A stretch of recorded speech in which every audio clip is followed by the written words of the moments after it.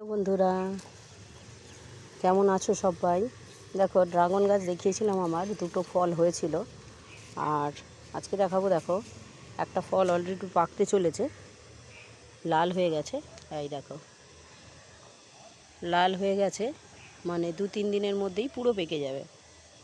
তবে যে পরিমাণে গরম পড়েছে, পাকতে বাধ্য। আর এদিকে দেখো, অনেক ছোটো ছোটো ফুল হয়েছিল, অনেক ফুল ঝরে গেছে, তার মধ্যে থেকে একটা ফুল বড় হয়ে গেছে এবং দেখো আজকেই ফুটবে। এত কাঁটা, যেখানেই হাত দিচ্ছি কাঁটা। এই দেখো, আজকে ফুলটা ফুটবে। আর পিঁপড়ে কেমন ধরে ভর্তি হয়েছে দেখো। এই ফুলে প্রচুর পরিমাণে মধু থাকে, যার জন্য হচ্ছে পিঁপড়ে প্রচুর হয়।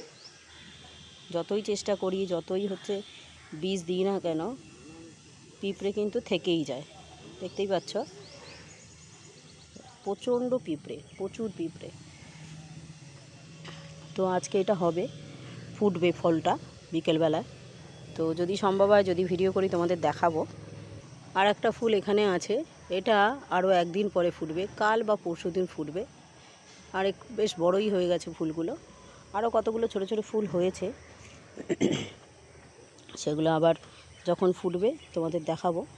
এই যে এখানে একটা আছে, এখানেও একটা ফুল আছে, তোমরা দেখতে পাচ্ছ।